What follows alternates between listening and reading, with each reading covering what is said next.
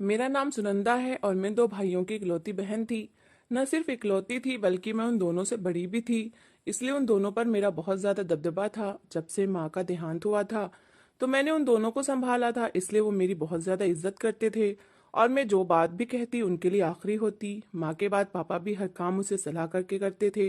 यही वजह थी कि मेरे अंदर घमंड आ गया था। मुझे लगता था कि मैं ही सब कुछ हूँ।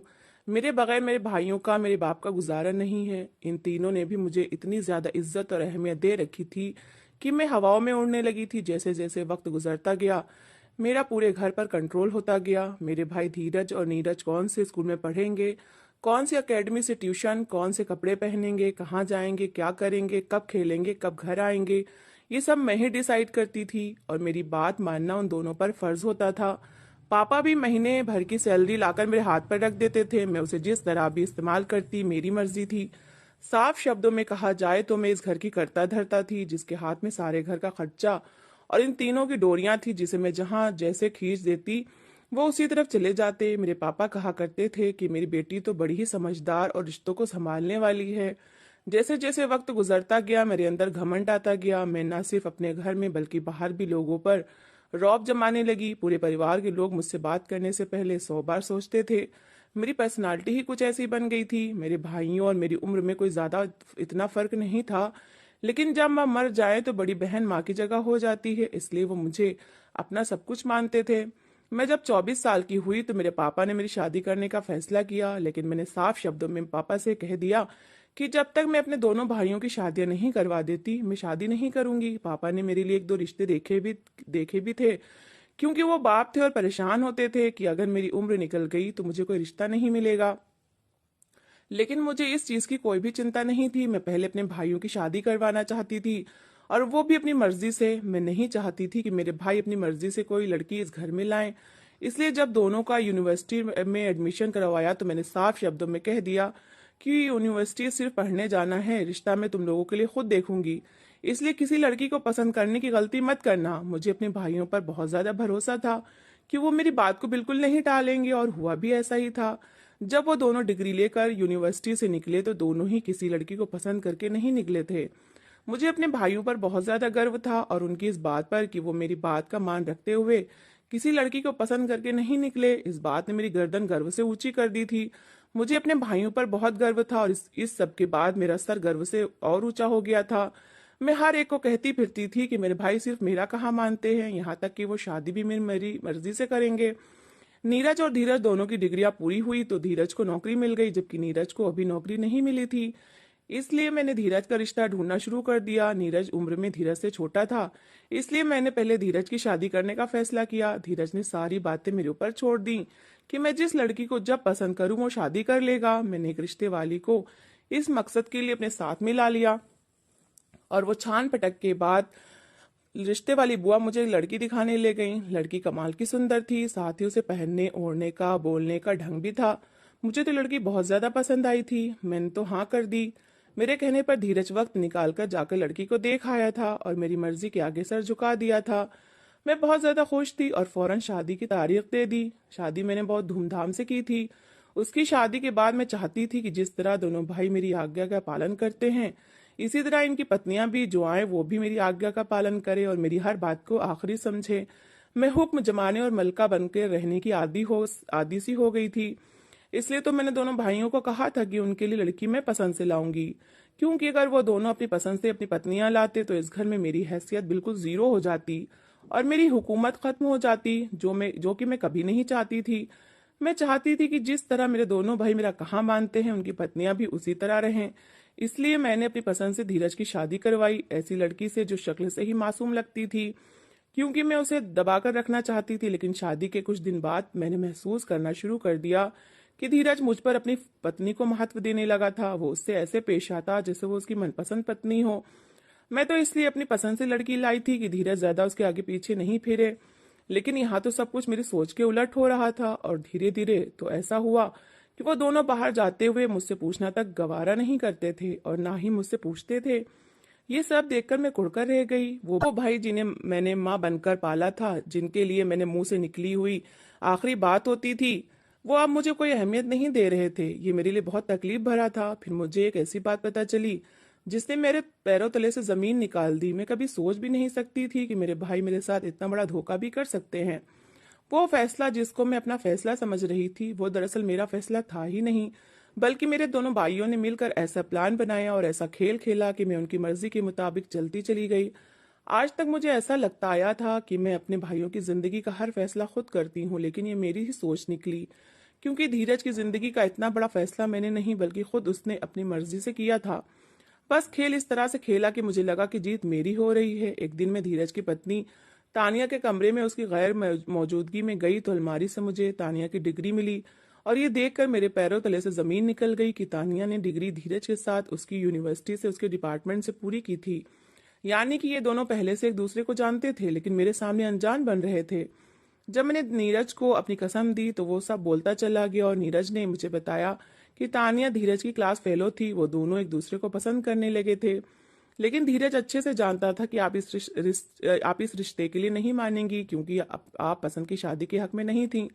इसलिए धीरज ने ये सब करने का फैसला किया। उसने रिश्ता करवाने वाली बुआ को पैसे दिए, जिसके बदले बुआ आपको तानिया भाभी के घर ले गई। तानिया भाभी की उसने इतनी तारीफें की आपके सामने कि आप इस रिश्ते के लिए मान गई, और यूं तानिया भाभी और धीरज की शादी हो गई।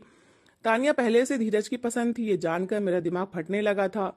धीरज को जब पता चला कि मुझे उसके खेल के बारे में पता चल चुका है, तो उसने मुझसे बहुत माफिया मांगी कि उसने बहुत मजबूरी में ये सब कुछ किया था, क्योंकि वो तानिया से बहुत ज्यादा मोहब्बत करता था, उसके बगैर नहीं रह सकता था, और ना ही वो मुझे नाराज करना चाहता था। मुझे तानिया और धीरज पर बहुत ज्यादा गुस्सा तो था, लेकिन अब तो शादी हो चुकी थी, अब मैं कर तो कुछ नहीं सकती थी। इसलिए मैंने तानिया को धीरज के सामने मुस्कुराकर एक्सेप्ट तो कर लिया था, लेकिन मेरा दिल जानता था कि मुझे इस लड़की से कितनी ज्यादा नफरत हो गई थी, क्योंकि मुझे लगता था कि इसके आने की वजह से मेरे इस घर में कदर अहमियत कम हो गई है। मेरा और तानिया का रिश्ता ऐसा हो चुका था जैसे कोई सास बहू का रिश्ता हो। धीरज के सामने तो मैं तानिया से बहुत अच्छे से पेश आती थी, लेकिन धीरज के पीछे मैं उसे सुनाने का कोई मौका हाथ से जाने नहीं देती थी। इससे और कुछ तो नहीं होता था, लेकिन मेरे दिल को सुकून जरूर मिल जाया करता। इसी दौरान पापा ने फैसला कर लिया कि वो मेरी शादी कर दे, और नीरज की शादी मेरी शादी के बाद करेंगे। मैंने लाख मना करने की कोशिश की, लेकिन इस बार पापा अपने फैसले पर डट गए, क्योंकि मेरी उम्र 26 साल हो गई थी। पापा इससे ज्यादा देर नहीं करना चाहते थे। मेरी शादी के बारे में वो कहते थे कि जिंदगी का कोई भरोसा नहीं। वो अपनी जिंदगी में मुझे घर का कर देना चाहते थे, तो उन्होंने मेरा रिश्ता अपने एक दोस्त के बेटे हर्षद से तय कर दिया। हर्षद एक बिजनेसमैन था, काफी पढ़ा लिखा था, देखने में भी अच्छा खासा था, इसलिए इनकार की कोई वजह नहीं थी। मेरी और उसकी मंगनी हो गई, और मेरे बहुत ज्यादा जिद पर 1 साल के बाद शादी तय कर ना पाई। मैंने 1 साल का वक्त इसलिए मांगा था क्योंकि मैं नीरज की मंगनी जल्द से जल्द अपनी मर्जी की किसी लड़की से करना चाहती थी, और इस 1 साल में मैं तानिया का जीना हराम करना चाहती थी, ताकि इसे पता चल जाए कि इसने किसके साथ धोखे और फरेब का खेल खेला था। लेकिन अचानक कुछ ऐसा हुआ जिसने मेरे सारे प्लान पर न सिर्फ पानी फेरा, बल्कि मुझसे मेरे सोचने समझने की ताकत जैसे छीन के रख दी, और सुन होकर मैं रह गई, और दिमाग बहुत सदमे में चला गया, क्योंकि गम ही कुछ ऐसा मिला था जिसे बर्दाश्त करना मेरे बस की बात नहीं थी। मैं बहन से ज्यादा एक माँ थी, और मैंने अपने भाइयों को बहन नहीं माँ बनकर पाला था, और उनके दुख पर मेरा दिल कटकर रह जाता था। जब मेरा भाई धीरज इस दुनिया से चला गया तो मेरा दिमाग सुन होकर रह गया। उस दिन मामूल की तरह मैं घर पर ही थी। तानिया किचन में खाना बना रही थी। मैं नमक मिर्च चखते हुए उसे 100 बातें सुना रही थी, जो वो चुपचाप सुनती जा रही थी। नीरज की भी नौकरी लग गई थी, वो अपने ऑफिस गया हुआ था। पापा की रिटायरमेंट के बाद पापा को धीरज और नीरज ने बिजी रखने के लिए किराने की दुकान खुलवा दी थी। पापा उस पर सारा दिन बैठे होते थे। मैं बेचैनी से धीरज और नीरज का इंतजार कर रही थी, क्योंकि जब तक वो लोग घर नहीं आ जाते थे मेरे दिल को सुकून नहीं मिलता था। अभी थोड़ी देर गुजरी थी कि मेरा फोन बजा। मुझे नीरज ने कॉल की थी। जब मैंने कॉल उठाई तो उसने जो बात बताई, मेरा सर पर आसमान ही जैसे आ गिरा हो। नीरज ने बताया कि धीरज ऑफिस से वापस घर आ रहा था, उसकी बाइक एक बड़ी गाड़ी से टकरा गई, जिसके नतीजे में धीरज वहीं दम तोड़ गया। अभी नीरज धीरज की लाश लेकर घर आ रहा था। मेरे हाथ से फोन नीचे गिर चुका था, और जुबान बिल्कुल चुप हो गई थी। थोड़ी ही देर में हमारा घर शोक सभा बन चुका था। धीरज की अर्थी लाकर आंगन में रखी गई तो हर तरफ चीखों पुकार होने लगी। मैं चुपचाप सबको देखे जा रही थी। तानिया चिल्लाते हुए पलट पलट कर धीरज की अर्थी के पास जा रही थी। पापा और नीरज फूट फूट कर रो रहे थे। हमने कभी सोचा भी नहीं था कि हम पर ऐसा वक्त भी आएगा। मैंने जिस भाई को अपनी औलाद की तरह पाला था, आज वो मुर्दा हालत में मेरे सामने पड़ा था। मेरे लिए इससे बड़ा गम क्या हो सकता था। धीरज का अंतिम संस्कार कर दिया गया। उसकी मौत के बाद कई दिनों तक मैं सदमे में रही और जब मेरा सदमा टूटा तो मैं इतना चीख चीख कर रो रही थी कि घर सर पर उठा लिया। मुझे बहुत मुश्किल से नीरज ने बेहोशी का इंजेक्शन देकर संभाला था। मैं पूरी तरह से होश में आई तो देखा कि तानिया के माँ बाप उसे लेने आए हैं। उसके माँ बाप का कहना था कि धीरज तो अब मर चुका है और अब कोई वजह नहीं बनती तानिया के यहाँ रहने की। लेकिन मैं तानिया को इतनी आसानी से यहाँ से जाने नहीं दे सकती थी। वो जिसकी वजह से आई थी वो मर चुका था, हमेशा के लिए जा चुका था, तो तानिया क्यों यहाँ से जाकर किसी और के साथ शादी करके खुश रहती। मैं उसे सारी जिंदगी यहीं रखना चाहती थी ताकि वो यहीं पर अपनी गलती पर सड़ती रहे और हमेशा धीरज को याद करती रहे। मैंने हमेशा की तरह अपना फैसला सुना दिया कि तानिया कहीं नहीं जाएगी। वो मेरे भाई की पत्नी थी और अभी भी मेरे भाई की पत्नी बनकर इस घर में रहेगी। बस फर्क सिर्फ ये है कि पहले वो धीरज की पत्नी थी, अब इसे नीरज की पत्नी बना दिया जाएगा। पापा और तानिया के माँ पापा को मेरे इस फैसले से कोई एतराज नहीं था, लेकिन नीरज और तानिया को बहुत ज्यादा एतराज था। तानिया ने साफ इनकार कर दिया कि वो अब किसी से शादी नहीं करना चाहती और नीरज भी किसी तरह तानिया से शादी नहीं करना चाहता था। लेकिन मेरे कहने पर वो मान गया था। तानिया को भी उसके माँ बाप ने मना लिया। यूं तानिया की शादी नीरज से हो गई। तानिया और नीरज की शादी करवाने के पीछे मेरा मकसद यही था कि नीरज भी मैं धीरज की तरह अपनी पसंद की लड़की ना लाकर मेरे सर पर सवार कर दे और तानिया को नीरज की पत्नी बनकर मैं घुट घुट कर जीते और मरते देखकर मुझे अंदर से सुकून मिल रहा था। कुछ समय के बाद मेरी भी शादी हो गई तो मैं अपने घर विदा होकर आ गई। मेरा पति बहुत अच्छा और बहुत सुलझा हुआ इंसान था। मैं अक्सर उससे बदतमीजी कर जाती, लेकिन वो मेरी बदतमीजियों को भी बड़े आराम से झेलता था और मुझे मेरे सारे हक दिए थे। मैं जिस तरह अपने बाप के घर में राज करती थी उसी तरह मैं इस घर में भी करती थी। हर्षद की माँ तो काफी समय पहले ही मर चुकी थी। सिर्फ एक बाप था जो काफी मेच्योर खुले स्वभाव वाले थे। उन्होंने शादी के बाद मुझे हर्षद को अलग घर ले दिया और वहां भेज दिया। खुद वो अलग घर में अकेले रहते थे। मैंने भगवान का धन्यवाद किया कि मुझे छोटी सी अच्छी फैमिली मिल गई थी। शादी के बाद मैं काफी समय तक अपने पापा के घर नहीं जा सकी थी क्योंकि पहले तो दावतें वगैरह होती रहीं।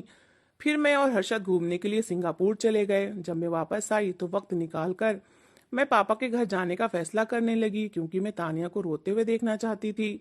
उसे रोते हुए देखकर मुझे बहुत खुशी महसूस होती थी। लेकिन जब मैं पापा के घर पहुंची तो ये देखकर मेरी आंखें फटी की फटी रह गईं कि जिस तानिया को मैं रोता धोता छोड़ कर गई थी अब वो तो बड़े इत्मीनान में लग रही थी। और एक दिन पापा के घर रहने के बाद मुझे अंदाजा हो गया कि वो और नीरज एक दूसरे के रिश्ते को एक्सेप्ट कर चुके हैं और एक दूसरे के साथ अब काफी खुश नजर आ रहे हैं। ये देखकर मुझे बहुत गुस्सा आया। मैं बिल्कुल भी ये उम्मीद नहीं कर रही थी कि नीरज एक विधवा के साथ अपनी जिंदगी में आगे बढ़ जाएगा। मैंने उसी दिन फैसला कर लिया कि मैं तानिया को नीरज के साथ खुश नहीं रहने दूंगी। किसी भी औरत को उसके मर्द की जिंदगी से निकालना कोई मुश्किल काम नहीं था। मर्द के दिल में एक शक का बीज बो दो, इसके बाद सब कुछ आसान हो जाता है। मैंने बातों बातों में नीरज के कानों में ये बात डाल दी कि तानिया के नंबर पर बार बार किसी की कॉल्स आ रही हैं, जो देखकर तानिया घबरा जाती है। नीरज मर्द था, दिल में थोड़ा सा शक तो आ ही सकता था। और फिर जब मैं पापा के घर से जाने लगी तो मैंने एक पड़ोसी लड़के को कुछ पैसे देकर उसे अपने खेल में शामिल कर लिया। जिस दिन मैं पापा के घर से वापस आई तो अगले ही दिन मुझे पापा की कॉल आई। वो बहुत ज्यादा परेशान थे और जब पापा ने बताया कि तो मेरी खुशी का कोई ठिकाना न रहा। पापा ने मुझे बताया कि रात को तानिया और नीरज की बहुत ज्यादा लड़ाई हुई है और लड़ाई यहाँ तक जा पहुंची कि नीरज ने खड़े खड़े तानिया को घर से निकलने की और तलाक की धमकी दी। सुबह ही सुबह तानिया के माँ बाप आए और उसे अपने साथ ले गए और नीरज ने तानिया को तलाक के पेपर्स भेज दिए हैं। तानिया का ये अंजाम होता देखकर मैं बहुत ज्यादा खुश हुई क्योंकि ये सब मेरा प्लान था। मैंने ही आते हुए पड़ोस के लड़के को पैसे देकर शाम के वक्त जब तानिया आंगन में होती है तब लेटर फेंकने के लिए कहा था क्योंकि उसी वक्त नीरज भी आता था। मुझे पता था कि वो लेटर नीरज के हाथ लग जाएगा और फिर उसे मेरी बात जरूर याद आएगी। मर्द था, उसके दिल में जो शक का बीज मैंने बोया था वो एक पल में पेड़ बन गया था और यूं उसका और तानिया का रिश्ता खत्म हो गया। मैं झूठी तसल्ली देने नीरज के पास गई थी और उससे कहा था कि मैं तानिया से अच्छी लड़की उसके लिए ढूंढ कर लाऊंगी। नीरज बहुत ज्यादा डिस्टर्ब लग रहा था, लेकिन मैं अपनी खुशी में उसकी परेशानी भूल चुकी थी। कुछ दिनों के बाद पापा को दिल का दौरा पड़ा और वो दुनिया से चले गए। पापा के जाने के बाद नीरज बिल्कुल अकेला रह गया। मैंने उसके लिए एक रिश्ता ढूंढा और नीरज की शादी करने का फैसला किया, लेकिन नीरज ने साफ मना कर दिया और मुझे बिना बताए वो इंडिया छोड़कर चला गया क्योंकि वो जानता था कि मैं जबरदस्ती उसकी शादी करवा दूंगी। नीरज के इस तरह से चले जाने पर मैं उससे नाराज हो गई और उसके साथ हमेशा के लिए रिश्ते खत्म कर दिया। क्योंकि मुझे लगता था कि मैंने अपने भाइयों के लिए बहुत ज़्यादा कुर्बानियाँ दी हैं और वो मेरी छोटी छोटी बातें नहीं मान सकते। मैं खुद को बहुत पीड़ित समझती थी। नीरज चला गया तो मैंने अपने घर पर ध्यान देना शुरू कर दिया। वक्त पर लगाकर उड़ता चला गया। मेरी शादी को 5 साल का वक्त गुजर गया, लेकिन मेरे यहाँ कोई भी औलाद नहीं हुई। अब मैं हर वक्त इस चीज़ को लेकर परेशान रहने लगी, क्योंकि मैं जानती थी कि हर्षद के अंदर बाप बनने की तड़प दिन ब दिन बढ़ती जा रही है। वो बच्चों को देखता तो इमोशनल हो जाता था। वो चाहता था कि उसके भी बच्चे हों, लेकिन जाने क्यों भगवान मेरी गोद नहीं भर रहा था। मैंने बहुत से डॉक्टर्स को दिखाया, लेकिन सबका यही कहना था कि मैं मां नहीं बन सकती।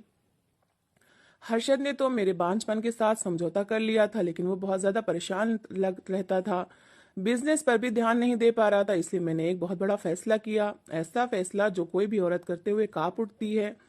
मैंने फैसला किया कि मैं हर्षद की दूसरी शादी करवा दूंगी, जिससे उसे बच्चा होगा। मेरा प्लान ये था कि मैं किसी भी आई गई लड़की से हर्षद की शादी करवा दूंगी, और जैसे ही बच्चा होगा मैं बच्चा लेकर उस लड़की को घर से निकाल दूंगी। फिर मैं और हर्षद और हमारा बच्चा एक साथ रहेंगे। इस मकसद के लिए मैंने कोई ऐसी लड़की ढूंढनी शुरू कर दी जिसकी शक्ल सूरत बिल्कुल भी अच्छी ना हो, क्योंकि अगर मैं किसी सुंदर लड़की से हर्षद की शादी करवाती तो कोई भरोसा नहीं था। वो हर्षद को अपने काबू में कर लेती, फिर मेरे पास कुछ भी ना बचता। मैंने हर्षद को अपने इस फैसले के बारे में बता दिया कि मैं उसकी शादी करवाना चाहती हूँ और उसके लिए लड़की ढूंढ रही हूँ। पहले तो उसने मना कर दिया, लेकिन मेरी जिद पर वो मान गया। मेरे ससुर के घर में एक औरत काम करती थी। वो सालों से मेरे ससुर के घर में अपने पति और बच्चों के साथ रहती थी। जब मैंने उसे जिक्र किया तो उसने कहा कि उसे एक लड़की का पता है जो शक्ल सूरत से बहुत बदसूरत है और कोई भी उसे शादी करने को तैयार नहीं। मैं उसे इस काम के लिए अपने साथ ला सकती हूँ। मैं उसी दिन काम वाली मासी के साथ उसके गांव गई, जहां एक झोपड़ी में फटे पुराने कपड़ों में एक काली और बदसूरत लड़की बैठी हुई थी, जिसे देखकर ही उल्टी आने लगी थी। वो लड़की बिल्कुल सही थी मेरे प्लान के लिए। मैं उसे अपने साथ ले आई। उसकी शादी में मैंने हर्षद से करवा दी। हर्षद हैरानी से मुझे देख रहा था कि मैं कैसा अजूबा उसके लिए उठा कर लाई हूँ, लेकिन अगर मैं इतनी बदसूरत लड़की ना लाती तो मेरा पता साफ हो सकता था। लेकिन शादी के 2 दिन बाद मुझे ऐसा लगा जैसे मेरे प्लान पर पानी फिर गया है, क्योंकि वो काली कलूटी बदसूरत लड़की जिसे देखकर उल्टी आती थी, शादी के बाद उसके रंग ढंग ही बदल गए थे। वो अच्छे कपड़े पहनने लगी, इतना इतरा कर पूरे घर में फिरती। मैंने देखा हर्षद उसके आगे पीछे फिरने लगा। हर वक्त वो उसके साथ चिपका रहता। मैं ये बिल्कुल भी बर्दाश्त नहीं कर सकती थी, और मैं हैरान थी कि इतनी बदसूरत लड़की मैं हर्षद को आखिर दिक्कत किया। मैं कभी ये सोच भी नहीं सकती थी कि हर्षद को मैं किसी और को सौंप दूं। इसलिए मैंने उस लड़की को, जिसका नाम काजल था, मैंने उसे डराने धमकाने की कोशिश की, लेकिन वो बिल्कुल नहीं डरती थी। मेरी एक बात के जवाब में 100 बातें कह जाती। मैं ये सब कैसे बर्दाश्त कर सकती थी। मैंने एक दिन गुस्से में आकर उसे थप्पड़ मार दिया तो हर्षद आग बबूला हो गया। हर्षद के रवैये की वजह से मैं बहुत ज्यादा परेशान रहने लगी थी। मैं जानना चाहती थी कि इस लड़की ने ऐसा कौन सा जादू किया है जो हर्षद को उसके सिवा कोई और नजर ही नहीं आता। ये सब जानने के लिए एक रात हर्षद के आने से पहले मैं हर्षद और उस लड़की के काजल के कमरे में छुप गई, ताकि मैं सच्चाई जान सकूं। हर्षद और काजल दोनों डिनर के लिए बाहर गए हुए थे। जब वो दोनों वापस आए तो हर्षद ने प्यार से कहा, जाओ मुंह धो लो, तुम भी इस रंग से तंग आ गई होगी। मैं इस बात को समझी नहीं थी, लेकिन अगले ही पल मेरी आंखें फटी की फटी रह गईं और धड़कनें जैसे रुक गईं, और आंखों के सामने अंधेरा छाने लगा, क्योंकि काजल जब मुंह धोकर वॉशरूम से बाहर निकली तो वो काजल नहीं बल्कि तानिया थी।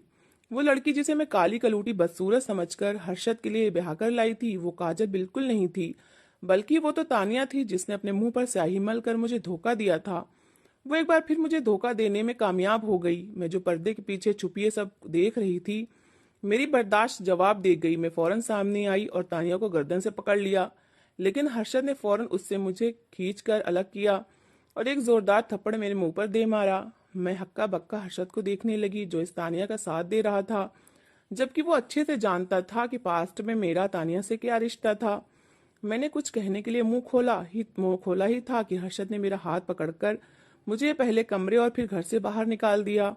उसने न सिर्फ मुझे धक्के देकर घर से निकाला था, बल्कि मुझे उसी पल तलाक के पेपर्स भी पकड़ा दिए। मेरे हवास जवाब देने लगे। मैंने देखा तानिया सीने पर हाथ बांधे खड़ी मुस्कुराकर मेरी बर्बादी का दृश्य देख रही थी। मुझे तलाक के पेपर्स देते हुए वक्त हर्षद ने बताया कि जब मैं उसके लिए कोई बसूरत लड़की ढूंढ रही थी शादी करवाने के लिए, तो तानिया हर्षद के पास आई थी। हर्षद को मेरा असली और गंदा चेहरा दिखाया था कि किस तरह मैंने अपनी ईगो में आकर तानिया को बर्बाद कर दिया। हर्षद ने पहले तो तानिया की बात का यकीन नहीं किया, मगर जब तानिया ने सबूत के साथ बात की तो उसे मुझसे नफरत हो गई। वो मुझे उसी दिन छोड़ देना चाहता था, लेकिन फिर तानिया के कहने पर वो तानिया के प्लान का हिस्सा बन गया। तानिया मुझे बर्बाद होते हुए और तड़पते हुए देखना चाहती थी, इसलिए उसने हर्षद के साथ शादी करने का फैसला किया। हर्षद की काम वाली हर्षद के प्लान में बराबर शामिल थी। उसने हर्षद के कहने पर मुझे अपने गांव में मौजूद तानिया उर्फ काजल से मिलवाया था। तानिया अपने प्लान में कामयाब हो चुकी थी और मैं अपनी ईगो के साथ बर्बाद हो चुकी थी। मेरे पास कुछ भी नहीं बचा था। तानिया हर्षद के बच्चे की माँ बनने वाली थी और अब दोनों एक दूसरे के साथ सारी जिंदगी गुजारने वाले थे, और एक मैं थी जिसने अपनी हठ धर्मी में सब कुछ खो दिया था। मेरी अंतरात्मा एकदम से जाग गई थी और मुझे झंझोड़ने लगी। मैं बेघर और बेसहारा हो चुकी थी। ऊपर से मेरे इतने पापों के बोझ मेरे साथ थे जिन्हें उठाए रखने की मुझ में हिम्मत नहीं थी। मेरा दिमाग धीरे धीरे अपने होश हवास खोने लगा और मैं पछतावों में डूबती चली गई और मैं दर बदर भटकने लगी। यही मेरा अंजाम था और यही मुझ जैसी खुदगर्जों का अंजाम हो सकता था। मैंने नागिन बनकर अपनों को डसा था और सच में ही तो मैं नागिन थी जो अपने बच्चे जैसे भाइयों की खुशियां खा गई और अपना घर भी न बचा सकी। मुझ जैसी के लिए जमाने की खाक ही थी जो अब सारी उम्र पागलों की तरह छाननी थी। तो दोस्तों, इस कहानी को लेकर आपकी क्या राय?